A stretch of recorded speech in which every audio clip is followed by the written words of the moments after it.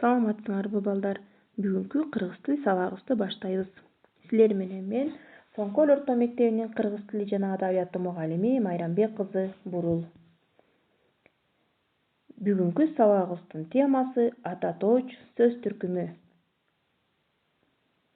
Эми балдар, бүгүнкү сабагыбыздын максаты ата точ жөнүндө маалымат аласыңар, башка сөз түркүмдөрүнөн ата точту ажыратып тааныйсыңар жана ушул ата точ сөздөрдү турмушта кантип колдонуш керек экенин үйрөнөсүңөр. Ошондо гана биз бүгүнкү сабагыбыздын максатына жеткен болобуз. Эми балдар, бүгүнкү сабагыбызды баштаардан мурда силерге жагымдуу маанай тартылайын. Силер көрүп турган бул гүлдү 3 бөлүккө бөлөбүз. Биринчиси гүл, экинчиси көпөлөк, үчүнчүсү гүлдүн сабагы. Анда эмесе ойлонуп туруп ушул 3 бөлүктүн бирөөсүн тандап алгыла.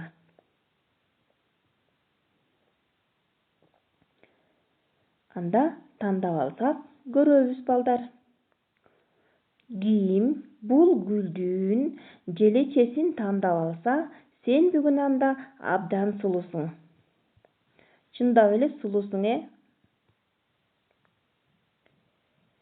Эгер ким бүгүнкү гүлдүн көпөлөгүн тандап алса, анда сен бүгүн өтө боорукерсиң. Кандай сонун жагымдуу сөз, достор? Эми кимдеген гүлдүн сабагын тандап алса, бүгүнкү сабакта сага 5 упай. Көңүлүбүз көтөрүлүп калдыбы балдар? Анда эмесе сабагыбызды андан ары улантабыз. Эми ата точ деген эмне, ошол жөнүндө айтып берейин.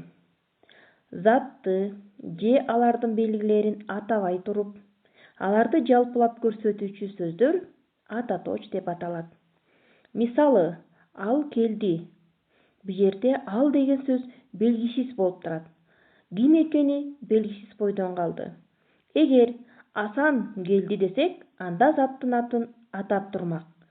Демек, бул зата точ болмок.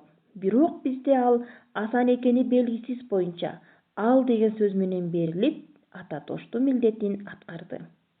Ошондой эле биз бардык деген сүйлөмдө дагы биз деген сөз заттын атын так атабастан жалпылап гана көрсөтүп койду. Алар жөнөштү. Бул жерде дагы алар деген сөз ата точтун милдетин аткарды. Анткени кимдер жөнүндө сөз болуп жатканы белгисиз бойдон калды. Көрдүңөрбү балдар? Ата точ дагы зата точтон айырмаланып, бир нече суроолорго жооп берет экен. Мисалы, кандай суроолорго жооп берет? Ким, эмне, кимдер, эмнелер, кандай, канча деген суроолорго жооп берет экен.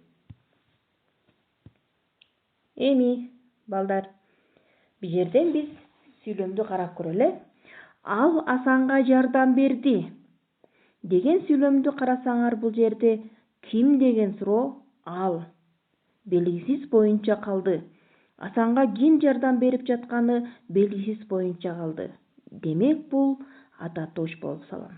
Ал эми Асандын ким экенин, заттын атын так айтып жаткандыктан кимге деген суроого жооп берет дагы, барыш жөндөмөсүндө турат дагы, бул зата точ болот экен. Көрдүңөрбү балдар, зата точ менен ата точтун айырмасы мына ушунда турбайбы? Тетиги биздин адамдарго. Бул жердеги сүйлөмдө тетиги деген сөз ата точтун милдетин аткарды. Анткени ал жерде кайсы адамдар тургандыгы жөнүндө белгисиз боюнча калды. Андан кийинки биздин. Демек, кимдин адамдары? Биздин адамдар. Көрдүңөрбү балдар? Сөзүбүз биздин суроого жооп берип жатат дагы, бирок белгисиз бойдон калып атат. Бул ата точтор болуп саналат экен. Мен сени өзүм узатам деген сүйлөмдө ата точтор кайсылар? Мен ким деген суроого жооп берди. Ата точ болду тура, ким экени белгисиз. Мен деп койду да, ким экени белгисиз боюнча калды. Сени, кимди? Бул дагы ата точ белгисиз боюнча калды. Өзүм. Бул дагы белгисиз боюнча калды. Көрдүңөрбү балдар, ата точтор аттын атабай туруп белгисиз боюнча калат экен. Алар мыкты ийгиликтерди жаратышты деген сүйлөмдө алар деген сөз бул ата тоштун милдетин аткарып, кимдер деген суроого жооп берди.